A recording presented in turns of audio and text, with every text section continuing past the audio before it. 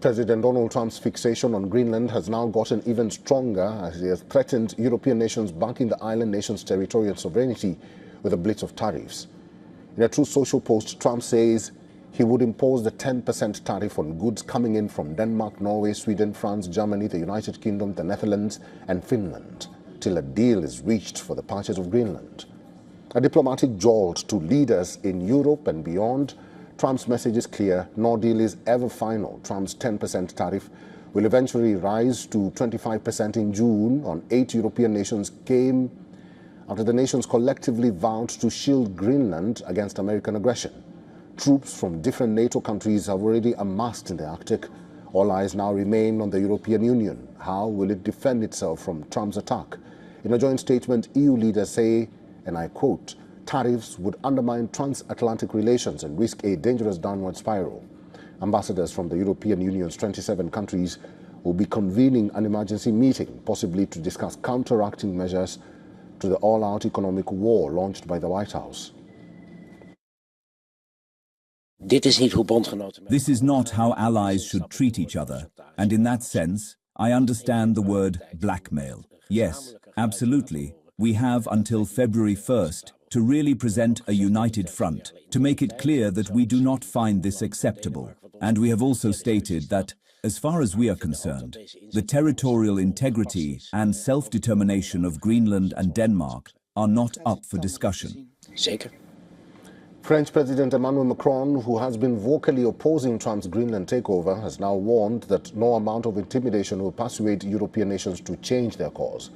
Macron's message was echoed by the Swedish Prime Minister Ulf Kristersson, who warned the EU would not be blackmailed by Trump, and the Norwegian Prime Minister Jonas Gahr Støre, who says threats have no place among allies. Macron has now called on the EU to use its most powerful measure, something that the bloc has never used before, known as the anti-coercion instrument. It is the Commission's trade bazooka that allows for curbing imports of goods and services. The instrument allows EU to react and target unprecedented economic coercion.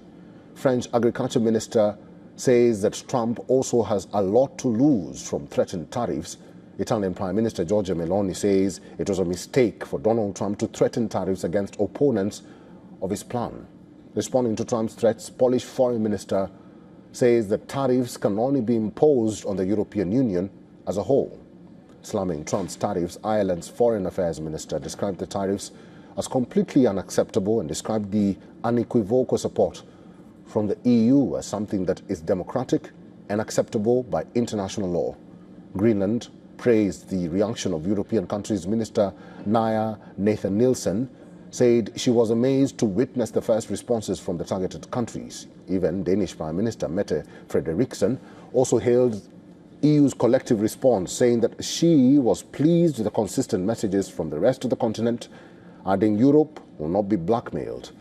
Danish Foreign Minister will now be visiting fellow NATO members, Norway, the United Kingdom and Sweden, to discuss the alliance's Arctic security strategy. Thousands of people marched against Trump's wish to acquire the mineral-rich island in Nuuk, the seat of Greenland's autonomous government. Prime Minister Jens Frederik Nielsen also joined protesters who waved Greenlandic flags. Thousands more protested in Copenhagen and other Danish cities. Many of them carried Greenland's flag, while others held signs with slogans like "Make America Smart Again."